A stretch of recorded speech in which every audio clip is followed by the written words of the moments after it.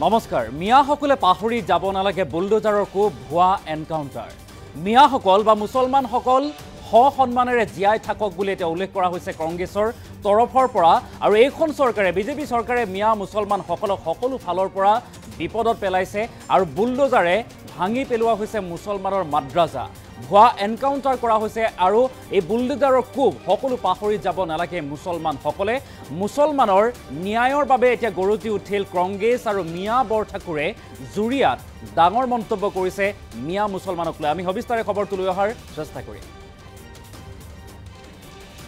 আত্মসন্মানেৰে জীয়াই থাকক মুছলমানসকল আত্মসন্মান সহকাৰে জীয়াই থাকক মুছলমানসকল এই মন্তব্য কৰিছে ভুৱা এনকাউণ্টাৰ বুলডোজাৰ ইত্যাদিৰ কোব পাহৰি যাব নালাগে মিয়াসকলে মিয়া মুছলমানে পাহৰি যাব নালাগে ভুৱা এনকাউণ্টাৰ বুলডোজাৰৰ কোব আৰু সকলো ফালৰ পৰা মিয়াসকলক অসুবিধাত পেলাইছে চৰকাৰে বুলডোজাৰে মাদ্ৰাছা ভাঙি দিয়াৰ কথা মনত পেলাব লাগে বুলডোজাৰে মাদ্ৰাছা ভাঙি দিয়া হৈছে সেই কথা মনত পেলাব লাগে 100 বছৰলৈ মিয়াৰ ভোট নালাগে বুলি কৈছিল মুখ্যমন্ত্ৰী হিমন্ত বিশ্ব শৰ্মাই আৰু হিন্দু মিয়া খেল খেলাৰ দায়িত্ব নেকি এতিয়া হিমন্ত বিশ্ব শৰ্মাৰ মুখ্যমন্ত্ৰীগৰাকীৰ এই দায়িত্ব নেকি হিন্দু মিয়াৰ খেল খেলাৰ মুছলমানৰ ন্যায়ৰ বাবে গৰজি উঠিল এনেদৰে কংগ্ৰেছ আৰু কংগ্ৰেছৰ তৰফৰ পৰা কোৱা হৈছে মুছলমানে এই কথা পাহৰি যাব নালাগে জুৰিয়াত কংগ্ৰেছ নেত্ৰী মিয়া বৰঠাকুৰৰ বিস্ফোৰণ ডাঙৰ মন্তব্য কৰিছে মিয়া মুছলমানক লৈ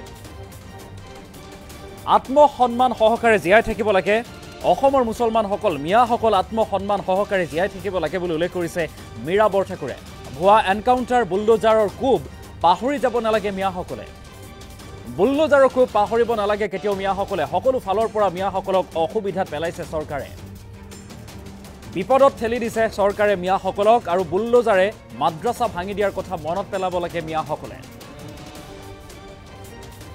কেৱল ইমানেই নহয় লগতে কৈছে 100 বছৰলৈকে মিয়াৰ ভোট নালাগে বুলি কৈছিল মুখ্যমন্ত্ৰী ডক্টৰ হিমন্ত বিশ্ব শৰ্মাই কিন্তু এতিয়া হিন্দু মিয়াৰ বা হিন্দু মুছলমানৰ কাৰ্ড খেলিছে খেল খেলিছে মুখ্যমন্ত্ৰী ডক্টৰ হিমন্ত বিশ্ব শৰ্মাই বা এই দায়িত্ব নেকি মুখ্যমন্ত্ৰীগৰাকীৰ বুলি প্ৰশ্ন উত্থাপন কৰিছে কংগ্ৰেছ নেত্ৰী মীৰা বৰঠাকুৰে মুছলমানৰ ন্যায়ৰ বাবে গৰজি উঠিল এনেদৰে কংগ্ৰেছ আৰু জুৰিয়াত কংগ্ৰেছ নেত্ৰী মীৰা বৰঠাকুৰৰ ডাঙৰ মন্তব্য বিস্ফোৰক মন্তব্য য'ত কৈছে যে আত্মসন্মান সহকাৰে জীয়াই থাকক মুছলমানসকল ভুৱা এনকাউণ্টাৰ বুলডোজাৰৰ কোব ইত্যাদি পাহৰি যাব নালাগে কেতিয়াও মিয়াসকলে বুলডোজাৰে মাদ্ৰাছা ভাঙি দিয়াৰ কথা মনত পেলাব লাগে মিয়াসকলে বুলি উল্লেখ কৰিছে মীৰা বৰঠাকুৰে কি কৈছিল এক সভাত জুৰিয়াত কংগ্ৰেছ নেত্ৰী মীৰা বৰঠাকুৰে কি কৈছিল মন্তব্য আছে মন্তব্য আগবঢ়াইছো কোভিড যেতিয়া হৈছিল কোভিডৰ সময়ত গোটেই ভাৰতবৰ্ষত স্বাধীনতাৰ পিছত মুছলমান আৰু হিন্দুৰ মাজত ঘৃণাৰ এনেকুৱা পৰিৱেশ কোনো ৰাজনৈতিক দলে কৰা নাছিলে হয়নে কিন্তু কোভিডৰ সময়ত বিজেপি চতুৰ দলটোৱে মুছলমান সম্প্ৰদায়ৰ লোকসকলক ঘৃণাৰ এটা বাতাবৰণলৈ লৈ মুছলমান আৰু ইছলাম সম্প্ৰদায়ৰ লোকসকলক মিয়া সজাই দিলে এই কথাটো আপোনালোকে আজি তাৰিখত পাহৰা উচিত নে আপোনালোকে ঘৰত গৈ এবাৰ চিন্তা কৰিব হিমন্ত বিশ্ব শৰ্মাই কৈছিলে যে 100 বছৰলৈকে আমাক মিয়াৰ ভোট নালাগে কৈছিলে নে কৈছিলে 1971ৰ এনআৰচি 51 হ'ব লাগে বুলি তেওঁলোকে কৈছিলে নে নাই এইটো আমি কোৱা নাছিলো বিজেপি সকলে ঈদৰ সময়ত যেতিয়া তেওঁলোকে উজনিত ৰাজনীতি কৰিবলৈ যায় তেতিয়া কয় যে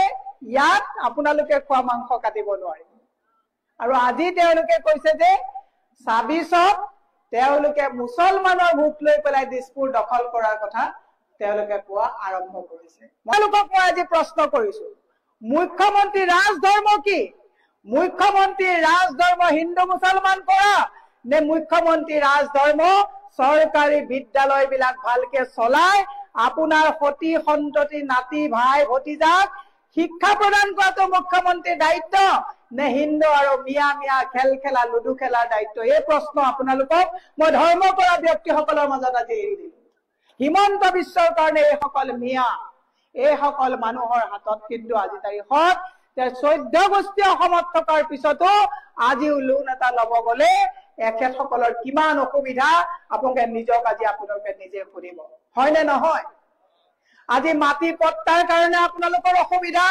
বেংকত লোন এটা লবলৈ যাওঁতে আপোনালোকৰ অসুবিধা, চৰকাৰী যিবিলাক হস্পিটেল মুছলমান সম্প্ৰদায়ৰ জেগাত আছে ভেজাল ঔষধে ভৰি পৰিছে। আজি ড্ৰাগছৰ বেপাৰ চলি আছে। আজি মই আপোনালোকক এটা কথা পোনপটীয়াভাৱে প্ৰশ্ন কৰিছো, সন্মুখত পঞ্চায়ত নিৰ্বাচন, ২৬ত আমাৰ বিধানসভা নিৰ্বাচন, কিন্তু হাল এৰি মুখ্যমন্ত্ৰীয়ে শিয়াল খেদিছে ঠিকেই। ৰাইজে যিদিনাখন হাল এৰি শিয়াল খেদা আৰম্ভ কৰিব, ৰাইজৰ কিন্তু পেটত ভোকে কল বলাই থাকিব। হিমন্ত সাৱধান হবৰ হ'ল। পাহৰি গল নেকি বুলডোজাৰ বিলাক? কিমান বুলডোজাৰ চলোৱা হ'ল, কিমান মানুহক মিয়া বুলি অত্যাচাৰ কৰা হ'ল, কিমান ড্ৰাগছ বেপাৰী বুলি ভুৱা এনকাউণ্টাৰ কৰা হ'ল। এই কথাবিলাক যদি আপোনালোকে পাহৰি যায়, হিমন্ত বিশ্ব শৰ্মাই যদি ইয়াত আহি পেলাই নাচোতেই যদি আপোনালোকে ভুল যায়, তেতিয়াহ'লে ক'বলগীয়া কথা একো নাই যে কংগ্ৰেছৰ যিসকল নেতা আছে এইসকল নেতা চলি থাকিব।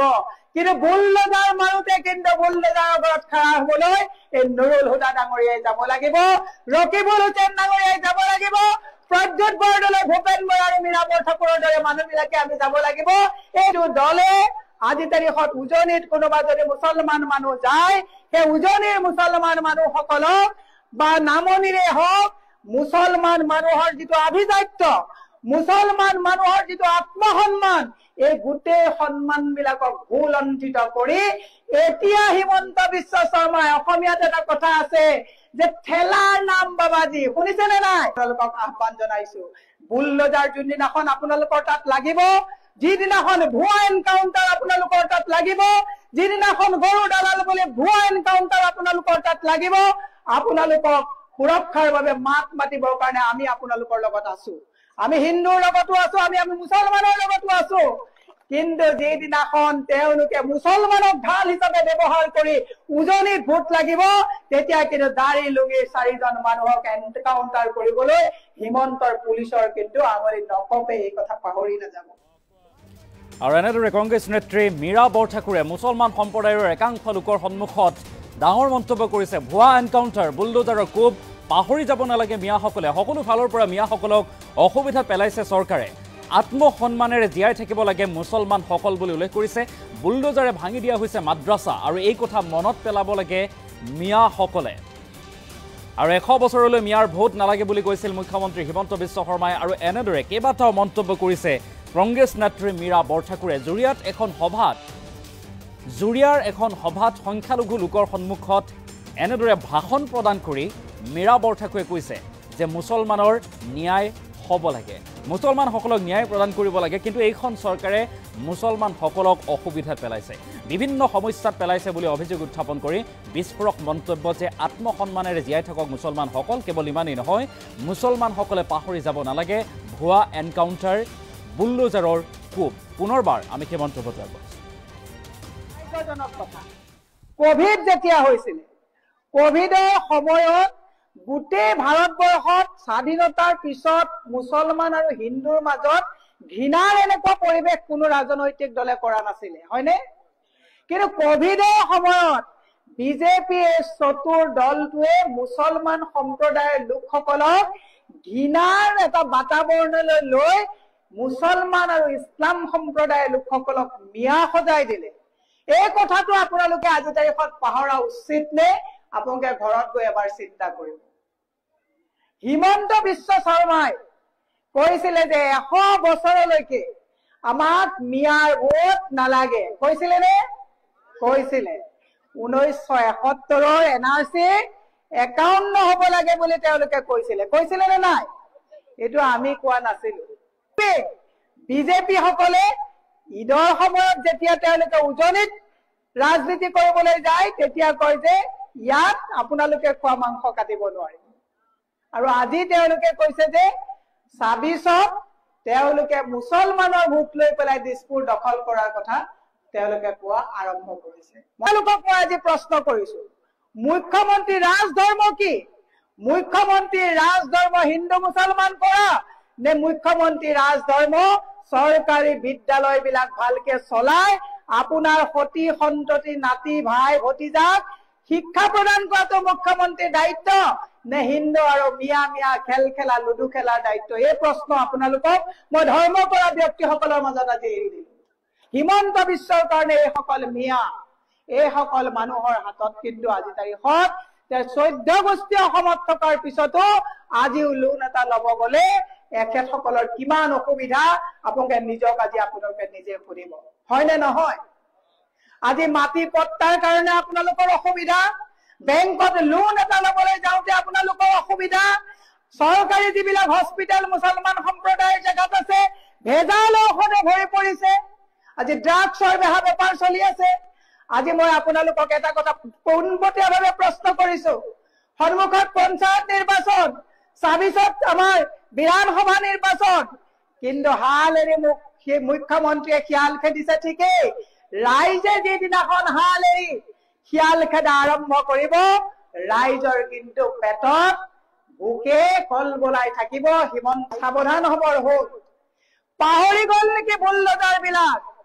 কিমান বুলডোজাৰ চলোৱা হ'ল, কিমান মানুহক মিয়া বুলি অত্যাচাৰ কৰা হ'ল, কিমান ড্ৰাগছ বেপাৰী বুলি ভুৱা এনকাউণ্টাৰ কৰা হ'ল।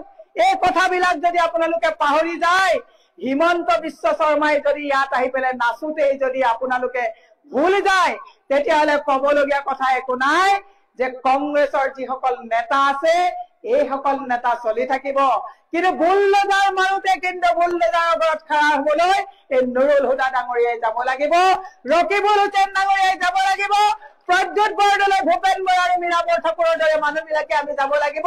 এইটো দলে আজি তাৰিখত উজনিত কোনোবা যদি মুছলমান মানুহ যায়, সেই উজনিৰ মুছলমান মানুহসকলক বা নামনিৰে হওক মুছলমান মানুহৰ যিটো আভিজাত্য, মুছলমান মানুহৰ যিটো আত্মসন্মান, এই গোটেই সন্মান বিলাকক ভুলণ্ঠিত কৰি এতিয়া হিমন্ত বিশ্ব শৰ্মাই, অসমীয়াত এটা কথা আছে যে ঠেলাৰ নাম বাবাজী, শুনিছেনে নাই? আপোনালোকক আহ্বান জনাইছো, বুলডোজাৰ যোনদিনাখন আপোনালোকৰ তাত লাগিব, যিদিনাখন ভুৱা এনকাউণ্টাৰ আপোনালোকৰ তাত লাগিব, যিদিনাখন গৰু দালাল বুলি ভুৱা এনকাউণ্টাৰ আপোনালোকৰ তাত লাগিব, আপোনালোকক সুৰক্ষাৰ বাবে মাত মাতিবৰ কাৰণে আমি আপোনালোকৰ লগত আছো।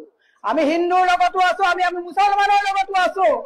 কিন্তু যিদিনাখন তেওঁলোকে মুছলমানক ঢাল হিচাপে ব্যৱহাৰ কৰি উজনিত ভোট লাগিব, তেতিয়া কিন্তু দাড়ি লুঙিৰ 4জন মানুহক এনকাউণ্টাৰ কৰিবলৈ হিমন্তৰ পুলিচৰ কিন্তু আঙুলি নকপে। এই কথা পাহৰি নাযাব।